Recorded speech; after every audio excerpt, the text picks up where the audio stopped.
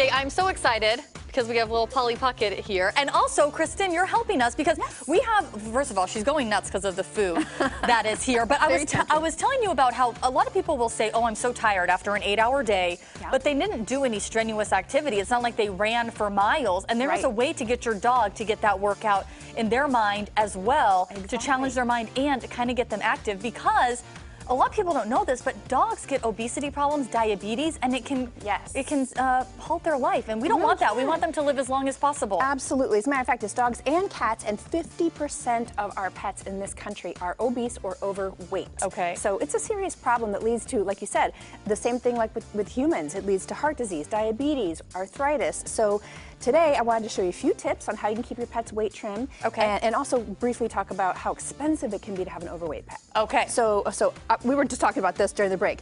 These toys are fantastic. You can put your dog's kibble in them, and actually, I feed my whole dog's dinner in this very ball, and he rolls it around, and he has to work it to get it out, and it'll take him about 20 minutes to eat, but he gets mental stimulation, physical stimulation, and his healthy meal. And then they're exhausted after that, Then they're wiped out, right.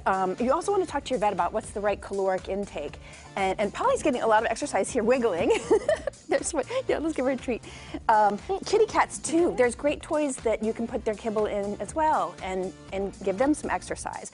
But I think what's really important for people to understand is that not only can some of these diseases that are caused by obesity be deadly or impact the quality of life, but they're very expensive to treat.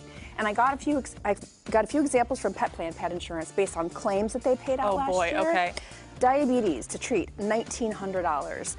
Orthopedic problems, $3,500. And arthritis, $953. Wow. So if you have pet insurance, you can be sure that you're going to be able to afford to treat these illnesses or these conditions. Cover it. And some of them are chronic, meaning you have to continue to treat. So you get pet insurance to protect yourself and your pet, and get your pet healthy and fit using the right diet, the right caloric intake, and using some of these fun feeders. A lot of people will look at their pet and say, I don't know if my pet is overweight. I took Polly to the vet. They're like, she's a pound overweight. I'm thinking, no way. How do you know if your dog is overweight? There's a couple of ways. First or your of all, cat, too.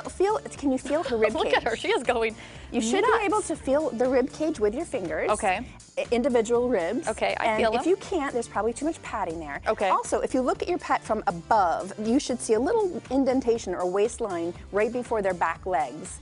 And those are signs that your pet is a good, healthy weight, which Polly looks to be a good, healthy weight. But what's interesting is pets that are 10 to 15% over their healthy weight are considered obese. So if Polly only gained a pound or two, she's suddenly got an obesity because she's usually like 10 pounds. So if she's 11 pounds, that's considered obese. She's getting into that danger zone. Wow, that's crazy. But also talk to your vet about what your pet should weigh, depending on their age and their activity level, and also what caloric intake they should have every day, so that you're measure their food.